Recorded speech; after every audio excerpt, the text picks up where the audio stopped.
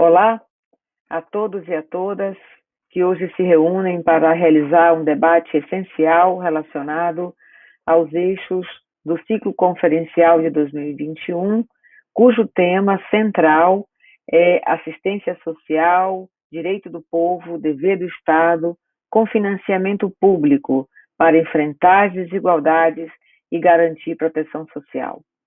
Eu sou Luziele Tapajós, professora e pesquisadora na área das políticas públicas, em especial das políticas de seguridade social e, neste bojo, da assistência social. Sou uma mulher parda, de cabelos grisalhos, uso óculos de grau, com aros vermelhos, tenho 58 anos.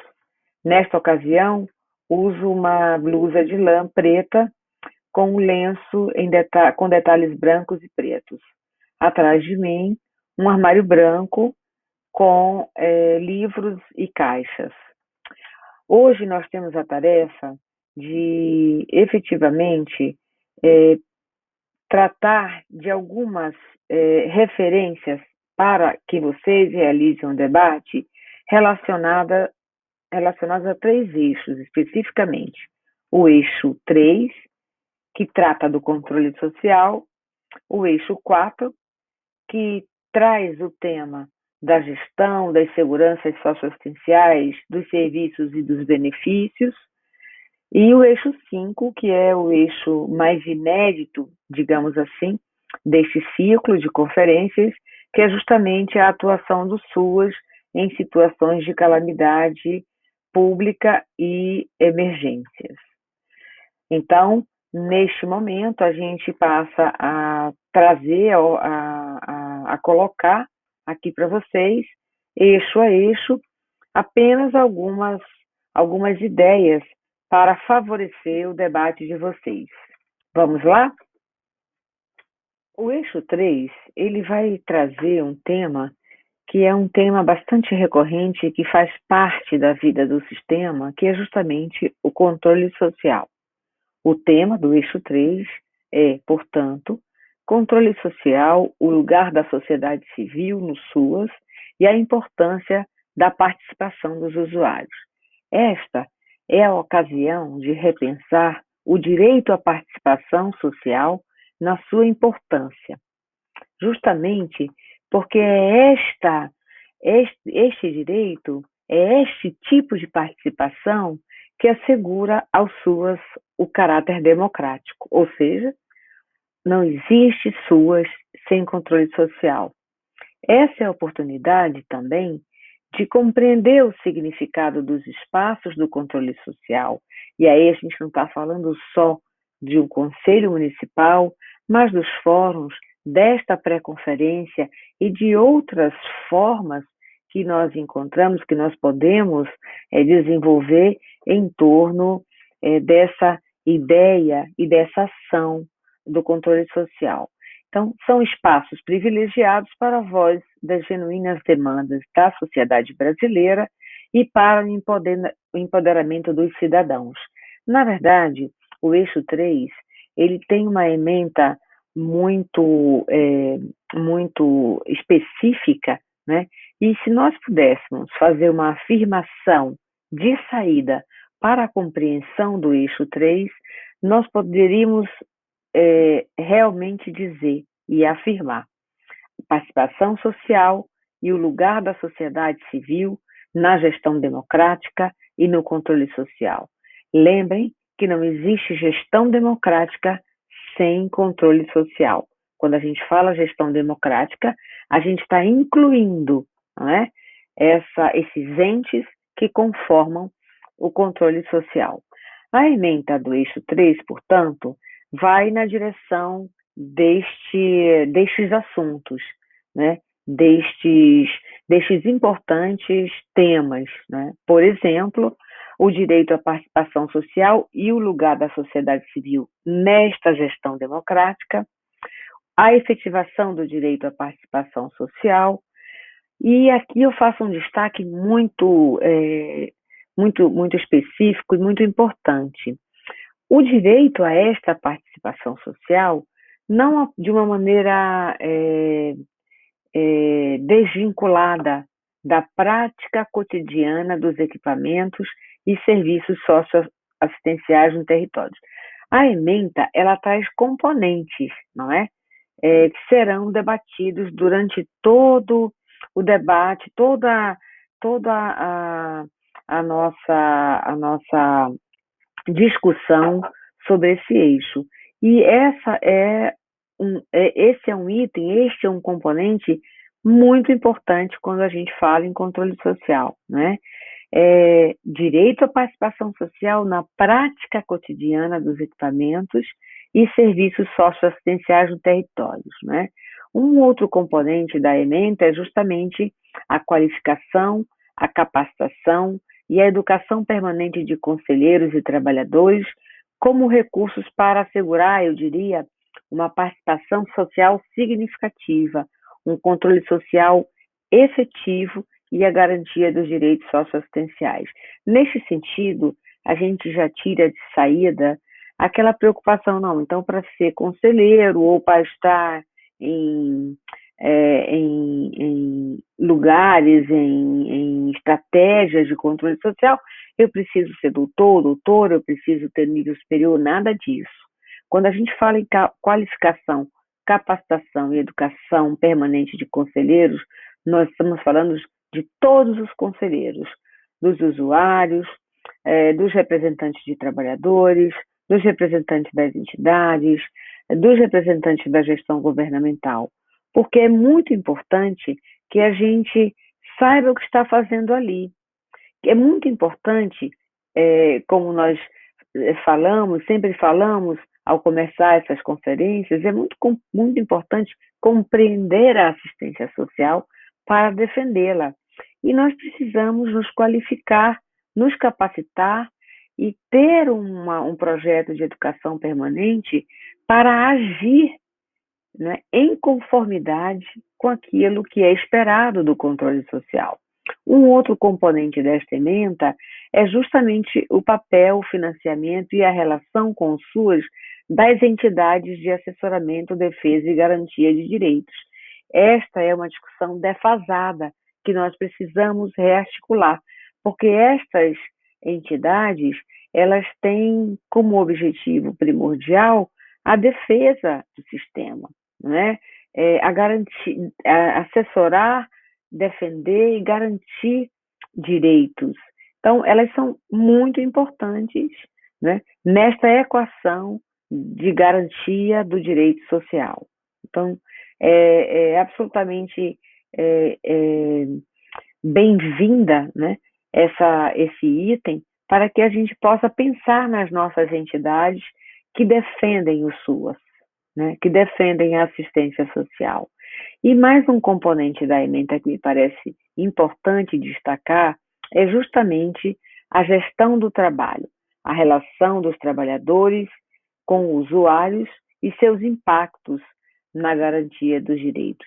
E aqui eu quero fazer uma menção especial que quando os trabalhadores estão qualificados, eles certamente, né, estimulam, né, buscam estratégias para a participação, para a melhor participação dos usuários nos espaços de controle social. O debate do eixo 3, ele vai todo na direção de responder, não é? De trazer elementos, né, que estão e respostas que estão contidos na ementa. Então, quais os caminhos para se estimular e ampliar a participação dos usuários em fóruns, em conselhos, em coletivos, né, em pré-conferências e outros espaços de participação popular e de exercício de controle social? Quais são os obstáculos? E a gente precisa realmente definir, conhecer, analisar os obstáculos para o real exercício do controle social na perspectiva da defesa e da garantia de direitos. Isso é muito importante, porque muitas vezes, quando nós não conhecemos em profundidade esses obstáculos, nós somos vencidos por esses obstáculos. Um outro destaque a se fazer nesse debate é justamente como os equipamentos públicos, CRAS, CREAS, Centro-POP e as entidades da rede socioassistencial podem contribuir para a consolidação deste paradigma de gestão democrática. Não há como falar em controle social sem falar em gestão democrática. E como os nossos equipamentos, como as nossas unidades públicas, as nossas entidades socioassistenciais podem contribuir para que isso se efetive, né? Então, isso é algo a ser pensado. Existe em projeto, em desenvolvimento, ou pelo menos em ideia, uma forma de animar, de estimular, não é, essa, essa situação, essa nova situação que se coloca, né?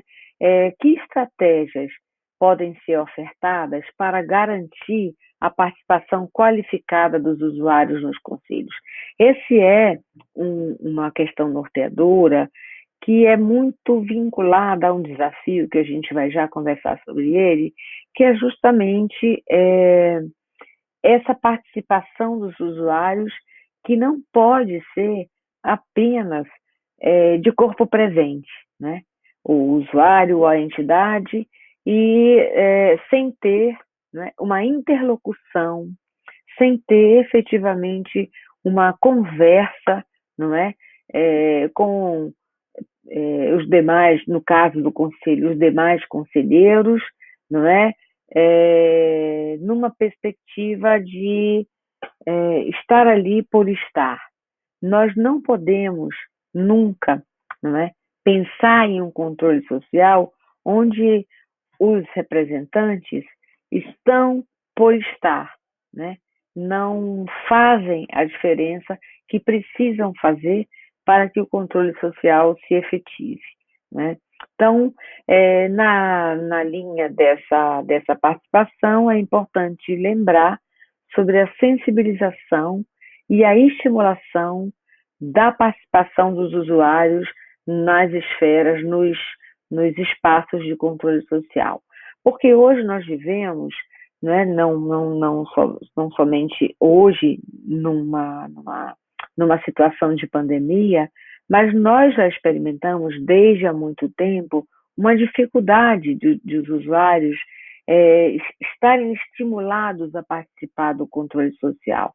Então, quanto mais eles conhecerem da política, quanto mais eles conhecerem de direitos, eles estarão participando, defendendo e efetivando realmente uma gestão democrática. Ainda uma questão norteadora muito importante ao debate do eixo 3 é justamente sobre as estratégias que devem ser utilizadas para garantir a participação de trabalhadores, de usuários e de entidades nos conselhos. Ou seja, cada realidade municipal, né, tem a sua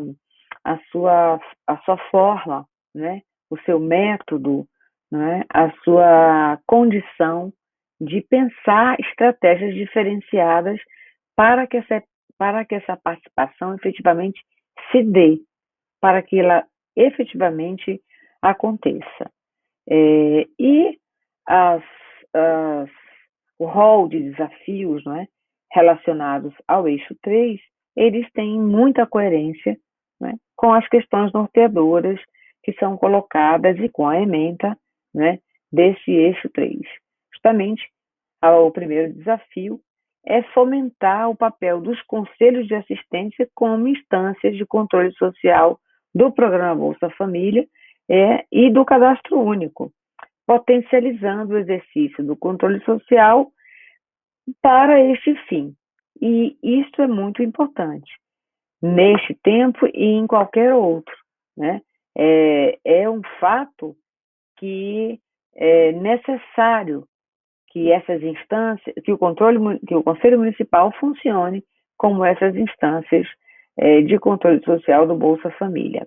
Um outro desafio que é bastante, digamos, conhecido, né? Porque é um desafio que se adianta ano a ano, conferência a conferência, é justamente estratégias, uma política de comunicação e de informação para uma ampla divulgação daquilo que é não só o direito socioassistencial, mas o seu reconhecimento, o reconhecimento do direito pelo usuário da política.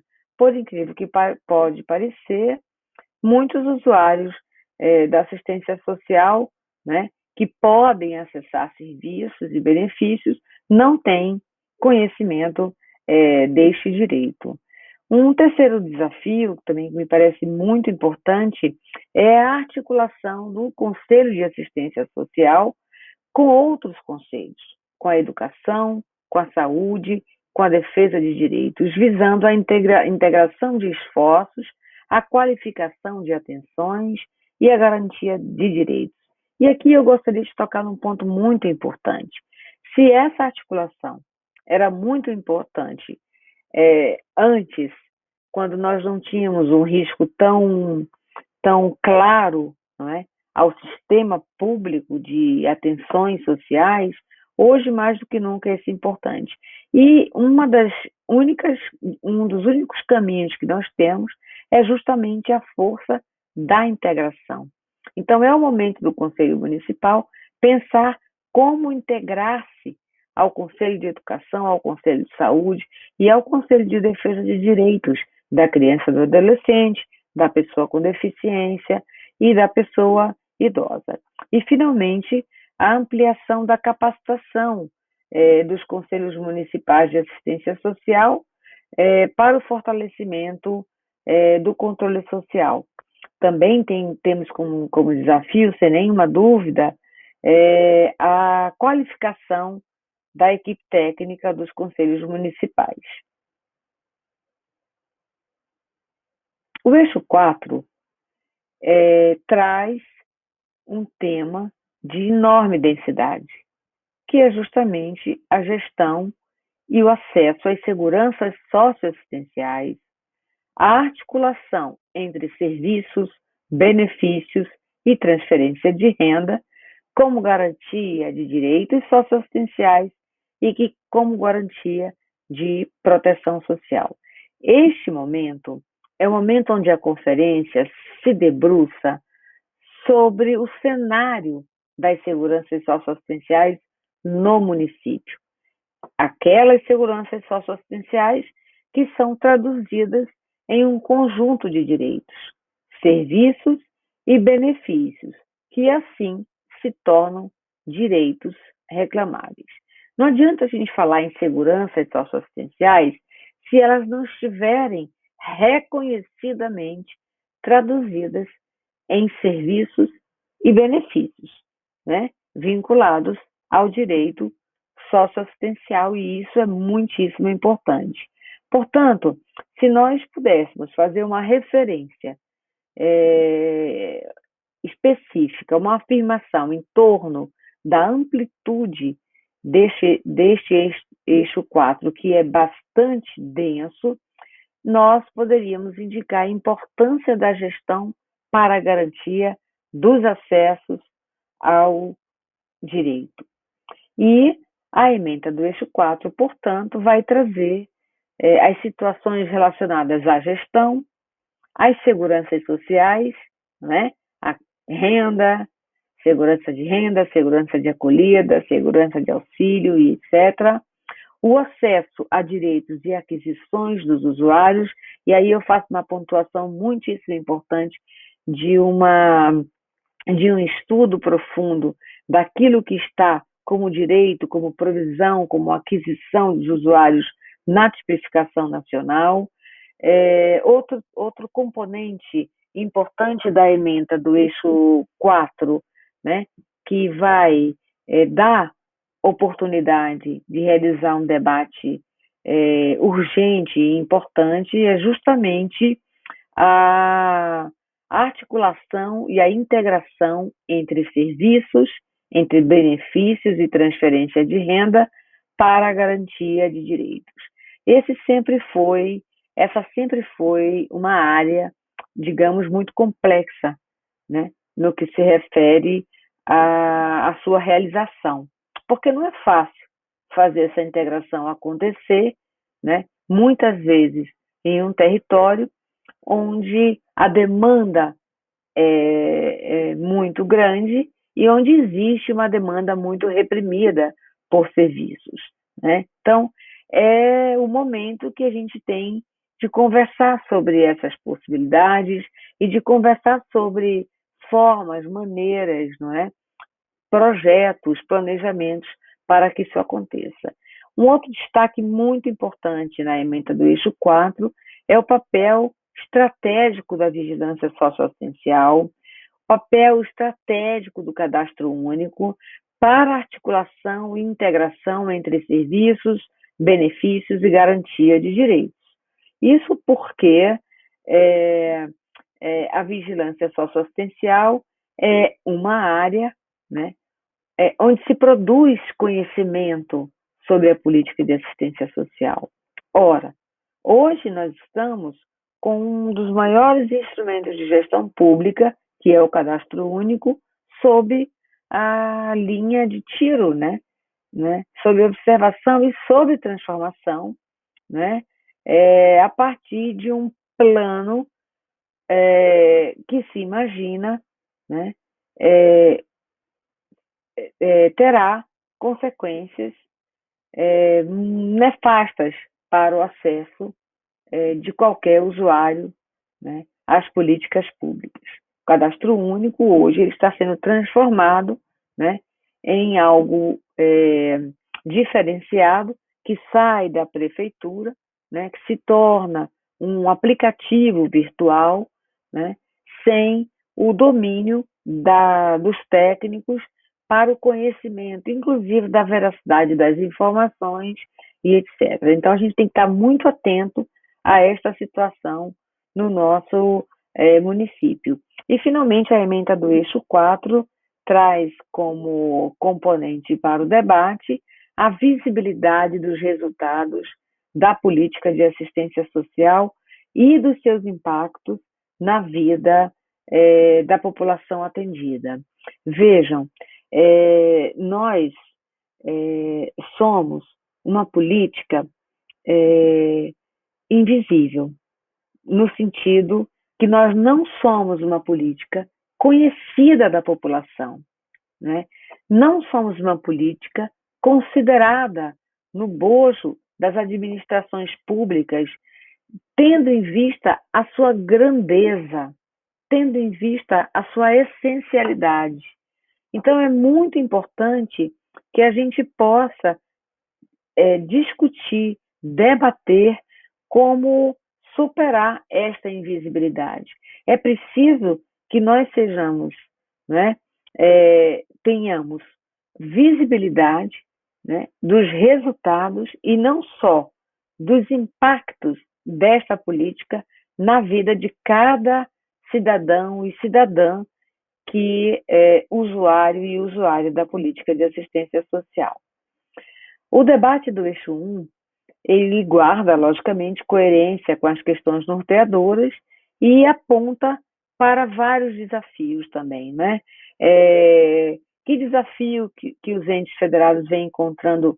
Vejam, e aqui é uma coisa muito preocupante que eu gostaria de chamar a atenção de vocês, para manter o alcance dos serviços e benefícios existentes. Aqui a gente não está nem falando em ampliação, a gente não está falando nem em consolidação, a gente está falando em alcance, em manutenção de alcance dos serviços e benefícios existentes para assegurar avanços. Isso significa que nós precisamos debater os desafios relacionados a manter os serviços que já existem, quando nós deveríamos estar exatamente debatendo como temos que ampliar, não é, este alcance, né, para reafirmar esses direitos socioassistenciais conquistados. Outro debate que deverá ser realizado no âmbito do eixo 4 é justamente as estratégias que podem ser integradas, que podem ser adotadas para integrar serviços e benefícios eventuais, né, e transferência de renda, no caso o Bolsa Família e o BPC, para assegurar o acesso a direitos, contribuindo, vejam bem, primeiro, para reduzir desigualdades, né, de acesso à educação e ao trabalho decente, sobretudo dos grupos de maior vulnerabilidade. Segundo, para incidir na redução das desigualdades sociais e étnico-raciais. Terceiro, para prevenir situações de violências, em especial de grupos estruturalmente mais vulneráveis, comunidades tradicionais, pessoas com deficiência, mulheres, etc. Uma outra, uma outra questão que norteia o debate do eixo 4 é como garantir acesso a serviços para simultaneamente apoiar a autonomia das famílias e dos cuidadores e assegurar o direito ao cuidado. Este debate ele se amplia não só para a questão relacionadas, né, a questão do cuidado, né, que precisa ser efetivado, mas também e sobretudo ao cuidado como possibilidade de autonomia, né? Nós temos um serviço específico para este campo e que nós precisamos debater sobre ele. Uma última indicação de debate para o eixo 4 é a questão do planejamento. Como a assistência social deve se planejar para atender às diversas demandas advindas do curso próprio da vida, do envelhecimento, do abandono e de outras situações. Então, é muito importante que a gente saiba que esse eixo, ele é um eixo, digamos, central, porque ele traz questões muito vinculadas ao nosso dia a dia. Por exemplo, como a gente pode identificar e monitorar os resultados da atenção da assistência social e a sua capacidade de impacto. Ora, se nós não temos um SUAS, uma gestão do SUAS comprometida com os compromissos, com a vigilância, com o monitoramento, com a avaliação, como nós vamos dar respostas sobre os resultados da política e os seus impactos na vida dos usuários? Porque resultado não é especificamente quantas pessoas acessam o CREAS, o CRAS ou os serviços que ali estão ofertados. Efetivamente, o que se quer saber é qual o impacto da assistência social na vida de cada pessoa.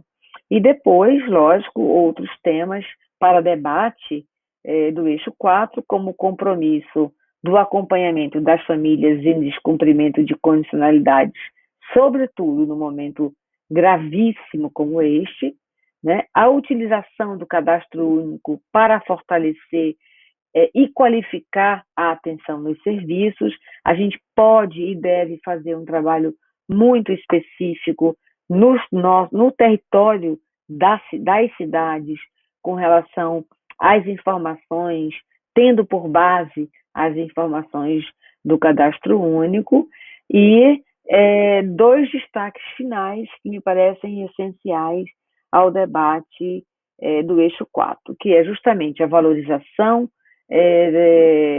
dos trabalhadores do sistema, a profissionalização do SUAS, né, tendo como base, inclusive, né, e sobretudo, a valorização dos trabalhadores nas diferentes esferas e estimular o papel dos trabalhadores como promotores do acesso da população em situação de vulnerabilidade às políticas sociais e aos direitos.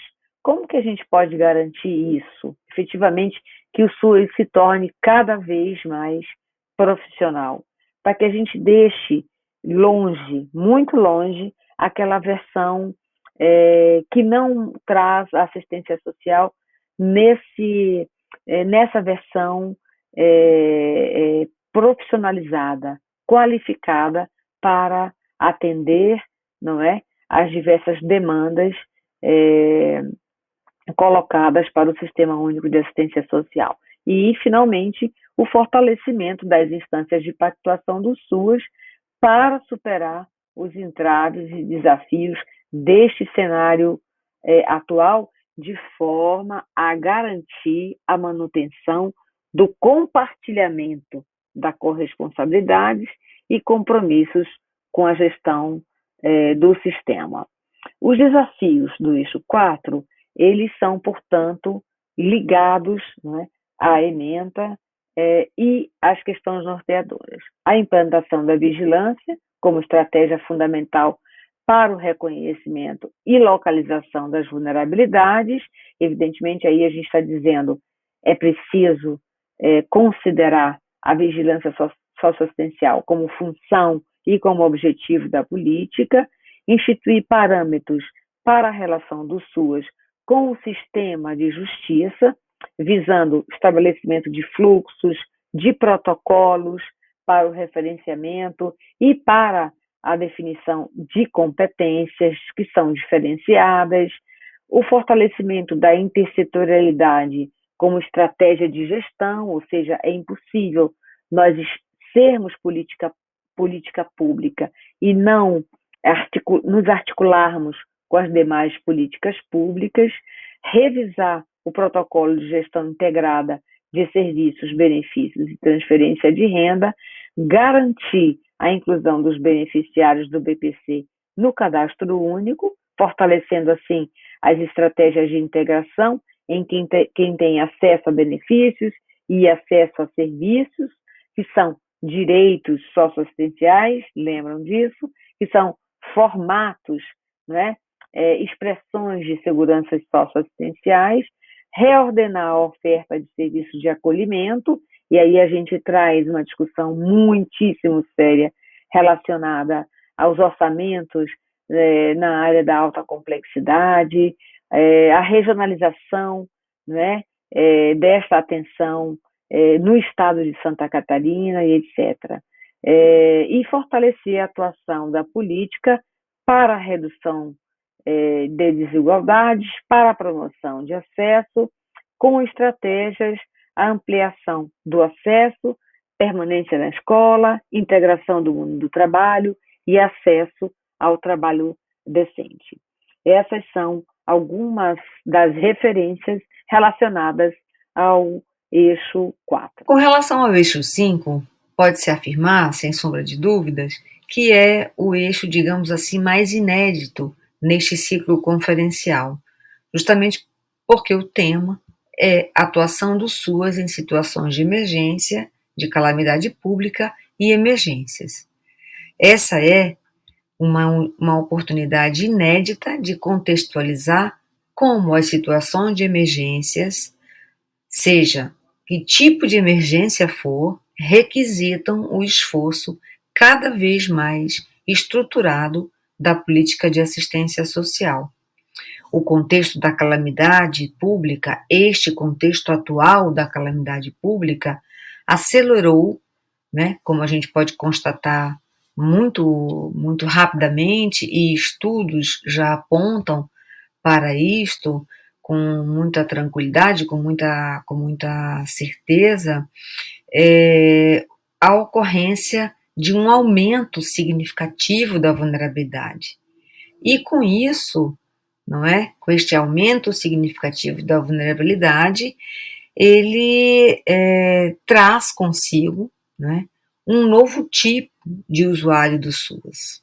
Então, acelerou a ocorrência de vulnerabilidade decorrente de várias situações relacionadas à nossa atual conjuntura e, com isso, não é, fez ocorrer, né, propiciou, melhor dizendo, a ocorrência de novos usuários, de novas demandas, de novas atenções, né, justamente pela especificidade desse momento de calamidade pública. Se nós pudéssemos fazer uma afirmação central que abarcasse, né, de alguma maneira, as ideias relacionadas ao eixo 5, é exatamente a possibilidade de atuação do SUAS em eventos adversos, extraordinários e temporários, que resultem em agravos e riscos sociais à população. A ementa do eixo 5, ela vai na direção de recuperar, né, o disposto em um documento da Secretaria, produzido pela Secretaria Nacional de Assistência Social, chamado Diretrizes para a Atuação da Política de Assistência Social em Contexto de Emergência Socioassistencial, que cunha, que produz um termo muito específico para isso que nós estamos falando, a chamada emergência socioassistencial.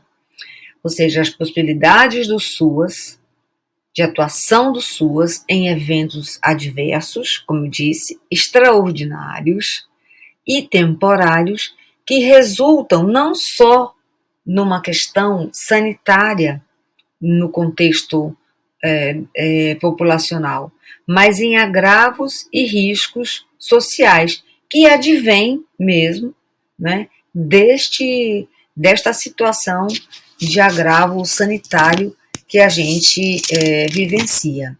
Né?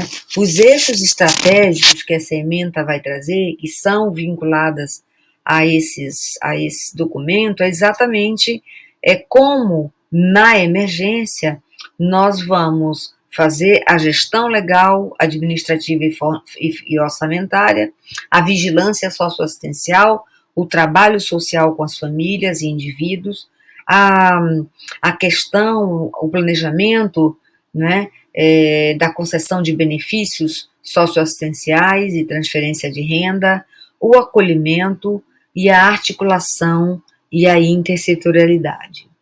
O debate do eixo 5, portanto, ele está todo calcado, ele está todo baseado nessa conjuntura, né, de calamidade. Né? É quase uma revisão do sistema, uma revisão do SUAS, tendo como pano de fundo a situação de calamidade pública e a situação de emergência. Até então, o SUAS tratava de emergências muito pontuais, né, junto a outras políticas. Por exemplo, tristes, mas pontuais. Um alagamento, uma queda de encosta, enfim, acidentes mais graves, como, por exemplo, Brumadinho, etc., que foram, né, situações e que podem ainda ser situações, digamos assim, pontuais, temporárias, né? Nós estamos vivendo uma situação de calamidade planetária, né, que tem demorado a passar, né? E como o SUAS efetivamente se colocou e se coloca diante dessa situação de emergência, e como se coloca agora diante dessa situação de emergência e no momento posterior à situação de emergência, no durante a pandemia e no pós-pandemia. Então, o debate, as questões que norteiam esse debate, elas vão nessa direção. Como está estruturada a vigilância no município para atuar preventivamente e de forma planejada nas ações de proteção social básica e especial, considerando as situações de calamidade, considerando, no caso, a situação de pré-pandemia, durante a pandemia e pós-pandemia. E aí, de pronto, de saída, eu gostaria de fazer essa referência, que é muito importante que cada município pense como será o seu planejamento, não apenas para a contingência de agora, mas para o futuro, né? Para o pós-pandemia. Uma outra questão é justamente a integração de serviços e benefícios nesta situação de vulnerabilidade e riscos. Como é que nós podemos realmente, né, conduzir uma integração com tantas limitações, né, sobretudo limitações vinculadas a espaços, a relações pessoais, a permanência em espaços comuns e etc. Como é que a gente vai fazer essa integração acontecer, né, tendo em vista a limitação dos nossos recursos? E também eu gostaria de falar que, apesar de tudo isso, e isso precisa estar no debate que vocês vão fazer, o SUAS não parou, né? Então, como qualificar a atuação do SUAS nos municípios em contextos de emergência é um outro item do debate do eixo 5. Como a gestão local vem atuando para efetivar o cumprimento e a garantia da proteção social, da vigilância e da defesa da população mais vulnerável na sua capacidade em momentos críticos de emergência. Aqui a questão traz justamente as funções da política de assistência social, não é? Que é defesa de direito, proteção social, não é? Defesa de direito, proteção social e vigilância socioassistencial, né? Nesse sentido, um outro ponto muito importante é pensar como a gestão local. Um outro ponto muito importante é justamente fazer o debate de como a gestão local está atuando para garantir e cumprir, não é, a sua responsabilidade com a proteção social, com a vigilância socioassistencial e com a defesa de direitos da população mais vulnerável na sua capacidade em momentos críticos de emergência. A gente está falando aqui das 3 funções da política: proteção social, vigilância e defesa de direitos. E isso é bastante importante, que vocês percebam que a gestão local ela precisa planejar essas 3 frentes, né, que dão conta, né, dos direitos socioassistenciais, da garantia da proteção social. Como vem sendo e o que pode melhorar na gestão do SUAS em âmbito municipal, no que concerne à organização e à adequação das ofertas e articulação com outras políticas e setores durante e após a emergência.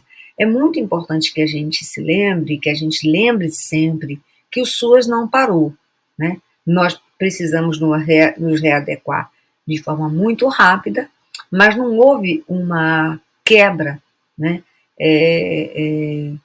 do SUAS como referência de proteção social para a população brasileira.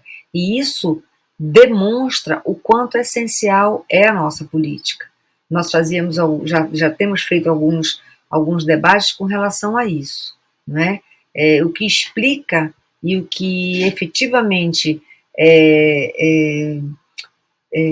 justifica, né, a referência é a ausência da referência, né? Muitos municípios brasileiros, de fato, conseguiram adequar, né, o seu atendimento, o atendimento nos equipamentos públicos, nas entidades, a partir de um plano de contingência que precisou ser gestado de maneira rápida, justamente para que a população não ficasse sem a referência da proteção da assistência social.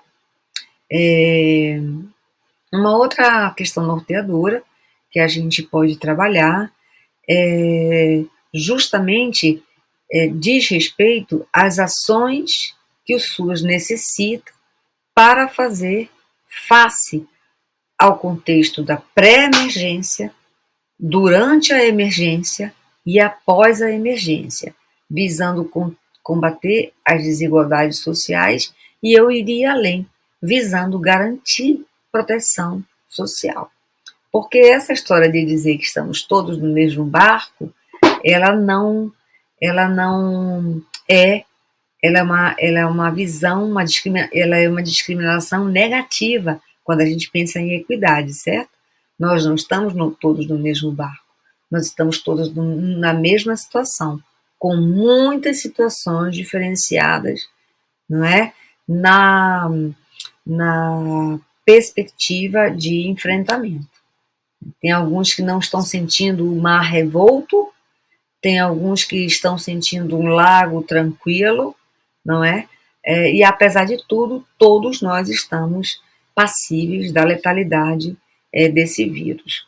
Uma próxima questão norteadora para este debate é sobre o modelo de financiamento e cofinanciamento que precisa existir para, de fato, suas enfrentar uma pandemia e um pós-pandemia desta complexidade. Será que nós temos isso como, como garantia? Nós temos uma garantia de orçamento? Nós temos uma garantia de cofinanciamento para esses momentos? Depois, fomentar localmente a participação e o controle social, que são dois itens que realmente ficaram fragilizados neste momento, e pensar no grau de articulação e de intersetorialidade que o município realiza junto às demais políticas públicas, com o setor privado e com a sociedade civil, visando dar celeridade e resposta efetiva a situações de emergência. Esses itens que são colocados aqui para o debate do eixo 5, eles já vêm sendo conversados nos outros eixos, mas aqui nós temos essa singularidade, que é a singularidade de trabalharmos tudo isso relacionado a momentos, não é, onde estamos, como estamos vivendo agora, de calamidade pública e de emergência. Com relação aos desafios relacionados ao eixo 5, é muito importante que a gente perceba que são todos os desafios que têm relação, né, com a ementa e com as questões norteadoras que foram levantadas para esse eixo. E que este município precisa pensar, porque cada município brasileiro hoje está envolvido nessa conjuntura de calamidade, está envolvido nessa conjuntura de situações emergenciais. Então, por exemplo, a rapidez nas ações de resposta da política de assistência social, de outras políticas e de forma intersetorial a essas situações. A necessidade de ampliação progressiva do escopo e da atuação do SUAS frente a diferentes contextos de emergência, sejam eles contextos muito temporários, né? Mas efetivamente nós precisamos pensar qual é o papel, né? Qual é o contexto que a assistência social deve trabalhar nessas situações. Com relação ao item 3, aprimoramento de arranjos institucionais, normativos, orientações e apoio técnicos aos municípios, visando a qualidade das ofertas, nós precisamos fazer o debate de como União e Estado têm sido hábeis, céleres, nesta direção de fornecer orientações, de fornecer assessoria técnica para, de fato, o SUAS, no local, poder atuar, né? Porque, como eu tenho dito sempre, minha gente, o SUAS não parou. O SUAS, nos municípios, foram adequados da forma que puderam fazer para não deixar os seus usuários, não é, sem ter nenhum tipo de oferta nos equipamentos, né, na rede socioassistencial. Mas é muito importante que esses arranjos normativos, esses arranjos institucionais, essas orientações, esse apoio técnico tenha efetividade, tenha resolutividade, para que, por exemplo, o município possa fazer um plano de contingência com, com essas referências, né? A necessidade, outro desafio, do SUAS está presente desde o início do planejamento nas ações intersetoriais de enfrentamento nesses contextos de desastres, atuando junto a outras políticas e setores, resguardando a sua especificidade, né? Por isso que quando a gente fala sobre os benefícios socioassistenciais, os benefícios eventuais, nós não podemos, em momento nenhum, né, desvincular esses benefícios da linguagem de direitos. Nós não somos um balcão de entrega de auxílios, nem de alimentação, nem de outra ordem, né? Nós somos uma política pública que precisamos atuar junto a outras políticas públicas numa direção de resguardando especificidades, resguardar o direito social. E um último desafio, o plano decenal da assistência social, o segundo plano decenal, que vai de 2016 a 2026, reafirma o objetivo de estruturação e manutenção da rede para além do emergencial e das situações de risco pessoal e social, na perspectiva da consolidação da prevenção do campo socioassistencial. Então, é absolutamente importante nós respeitarmos a nossa especificidade. E, com isso, nós podemos, no bojo de uma administração pública, compreendermos qual é o papel da assistência social, né, num contexto adverso de calamidade pública e de emergências. Eu gostaria muito que eu desejo muito que essas referências tenham sentido para cada município que vai começar agora o seu debate sobre os eixos, né?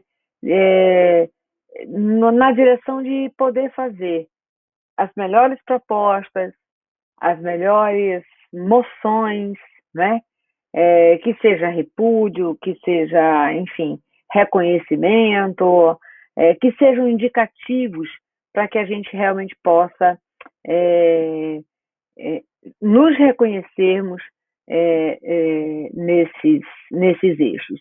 E eu quero dizer também, para finalizar, que o eixo 5, ele relembra um serviço socioassistencial que está na nossa tipificação socioassistencial.